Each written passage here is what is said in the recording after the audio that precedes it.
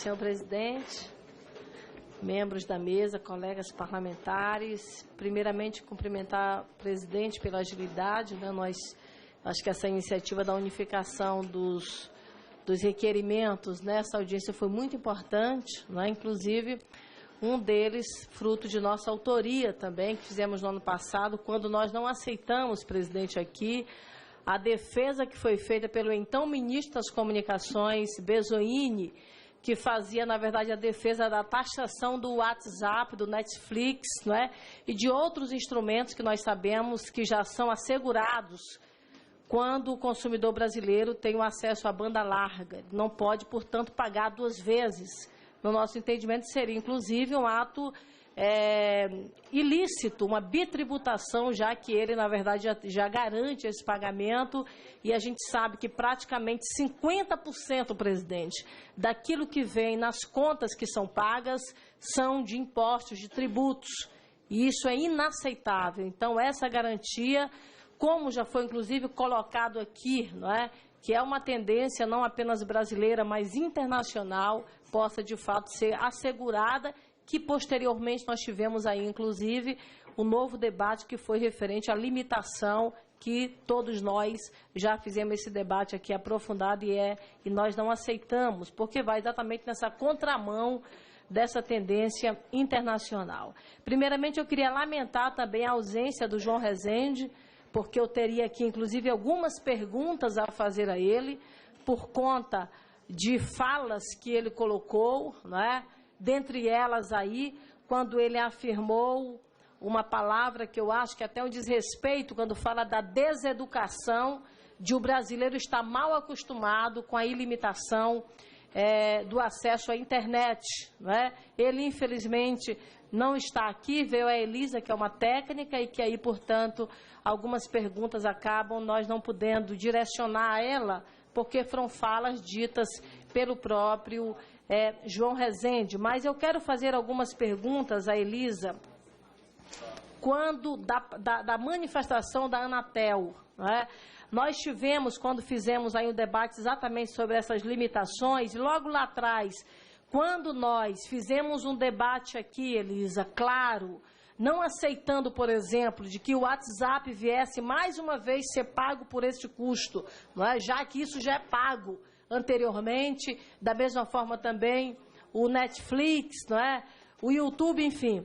Nós tivemos uma defesa da própria Anatel. Naquele momento, a Anatel se colocou ao lado dos consumidores, não é? Ou seja, também não aceitando isso. Inclusive, eu queria fazer questão aqui de ler, presidente, em abril, quando ele, o João Rezende, diz o seguinte: a Anatel não proíbe o modelo de negócios que haja cobrança adicional, tanto pela velocidade como pelos dados, já que não podemos imaginar um serviço sempre limitado. E aí, anteriormente, ele fala isso posteriormente, já que anteriormente ele estava ao lado dos consumidores, ou seja, ele muda de opinião num pequeno espaço de tempo.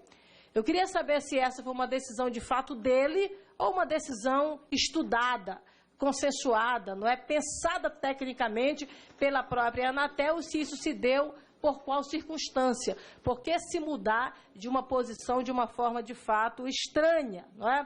E aí, nesse sentido, eu queria fazer uma colocação, quando nós fizemos um levantamento, inclusive aqui destacado por alguns jornalistas, fizeram numa matéria, por exemplo, da UOL, e ele faz uma estimativa interessante, quando ele diz, por exemplo, que cada um dos 26 milhões de pontos brasileiros, pagando em média R$50 por mês, representaria aí cerca de 12 bilhões por ano, só com o faturamento da banda larga, ou seja, parece que não falta dinheiro, ou seja, tem muito dinheiro para isso. Então, se as operadoras estão, na verdade, jogando um time que ganha muito e muito dinheiro, quando se pensa na possibilidade de limitar a banda larga, qual seria efetivamente essa motivação? Seria uma motivação de se mexer para ganhar mais dinheiro, não é? Ou seja, seria uma motivação meramente econômica, mercenária, eu até me atreveria a falar de fato esse termo, ou seria apenas por uma tentativa de limitar e de frear também as concorrentes? Essa seria, na verdade, minha pergunta mais direcionada com essa questão monetária.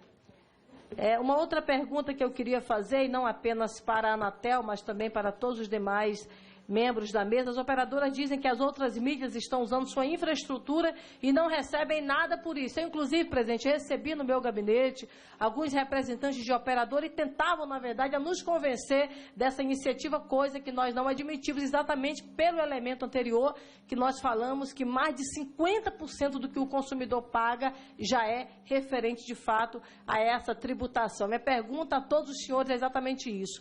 Isso não é um absurdo, já não é pagar demais, já não é aumentar demais a conta para o consumidor brasileiro.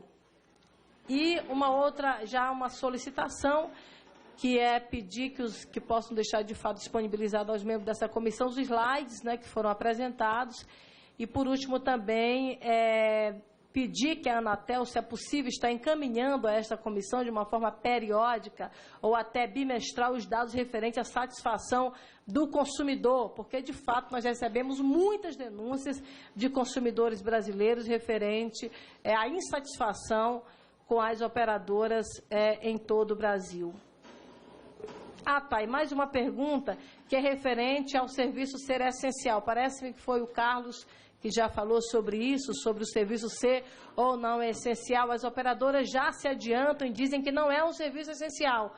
Por que ter tanta rapidez nisso? A gente sabe que quando é um serviço essencial, o governo pode intervir, como faz no serviço de transporte e outros mais. Se a internet não é, o governo acaba ficando de mãos atadas e sem poder agir de uma forma mais imediata para encontrar uma alternativa que seja favorável ao consumidor brasileiro. Essa rapidez é um pouco estranha e eu queria também saber dos comentários dos demais membros da mesa. Muito obrigada, presidente.